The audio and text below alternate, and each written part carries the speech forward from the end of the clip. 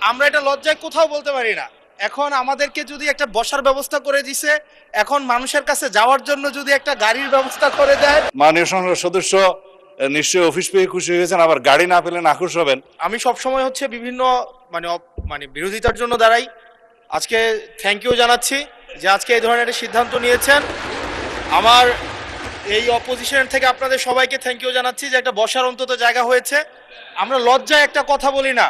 এখন এই পার্লামেন্টের সেকেন্ড মোস্ট জুনিয়র হিসেবে একটা কথা বলছি মানে আপনাদেরকে, সেটা হচ্ছে যে আমাদের একটা ইউনো মহোদয়ের একটা গাড়ি থাকে, উপজেলা চেয়ারম্যানের একটা গাড়ি থাকে, আমরা ভাড়ায় গাড়ি চালাইতে হয়।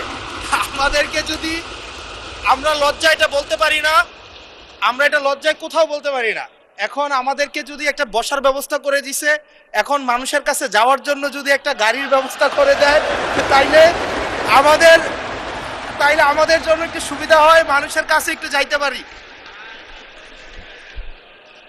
মাননীয় স্বরাষ্ট্রমন্ত্রী কিছু বলতে চান? স্পিকার, স্পিকার আপনাকে ধন্যবাদ। আজকে এমপিদের প্রাপ্তির পরে অপ্রাপ্তির খবরটা বলতে চাচ্ছিলাম না।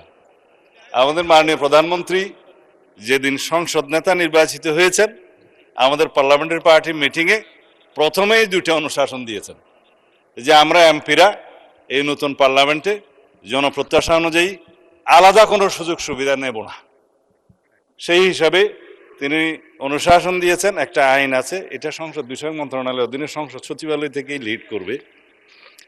এই আইনে আমরা একটা সংশোধনী আনবো যে এই মহান জাতীয় সংসদের কোনো সদস্য আমরা ট্যাক্স ফ্রি গাড়ি নেব না। এইটা মাননীয় সদস্য বাদে বাকি সবাই চালে দিছে, কিন্তু আমাদের মাননীয় সদস্য ছাড়া দিছে।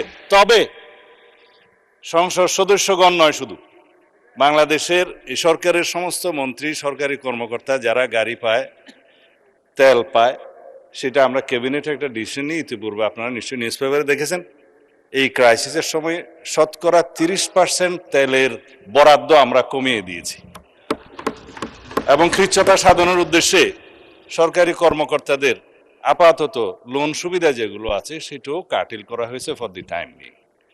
এই সমস্ত এগুলো আমরা সবই জনবান্ধব এবং জনপ্রত্যাশা অনুযায়ী যাচ্ছি, আমাদের মাননীয় প্রধানমন্ত্রীর নির্দেশনা অনুযায়ী। মাননীয় সংসদ সদস্য নিশ্চয়ই অফিস পেয়ে খুশি হয়েছেন, আবার গাড়ি না পেলে নাখুশ হবেন। তো সেই জন্য কিভাবে কি করা যায় সংসদ সদস্যদের যানবাহনের ব্যবস্থা, সেটা আলাদাভাবে আলাপ আলোচনা করে সরকারি দল বিরোধী দল একটা বিহিত ব্যবস্থা করার জন্য আমি মাননীয় প্রধানমন্ত্রীকে অনুরোধ জানাচ্ছি। ধন্যবাদ মাননীয় স্পিকার। মাননীয় বিরোধী দলের নেতা বলুন। আমি আজকে ধন্যবাদ দিতে দাঁড়ালাম, কারণ বিরোধী দলেরই একজন সদস্য তিনি এই দাবিটা সামনে এনেছিলেন। ট্রেজারি বেঞ্চ থেকে এটাকে কগনিজেন্সে নিয়ে বাস্তবায়নের উদ্যোগ নেওয়ার জন্য আমি ধন্যবাদ জানাই। তবে একটা কথা আছে যে ছোটদেরকে কখনো না বলতে নাই, তাদের আবদারে সবসময় হা বলতে হয়। হাসনাত আব্দুল্লাহ বলে ফেলেছে, সাথে সাথে না না বললে আমি বেশি খুশি হইতাম। আমি চিন্তা করেছিলাম যে এত বড় খবরের পরে বিরোধী দল থেকে কিছু মিষ্টি খাওয়াই দিব, কিন্তু এখানে এসে বাধাগ্রস্ত হয়ে গেছি, পারলাম না, একটা ধাক্কা খাইলাম। মাননীয় স্পিকার, আপনাকে ধন্যবাদ। মাননীয় বিরোধী দলের নেতা স্বরাষ্ট্রমন্ত্রী তার শেষ লাইনে বলেছেন যে এটা তারা বিবেচনা করে দেখবেন।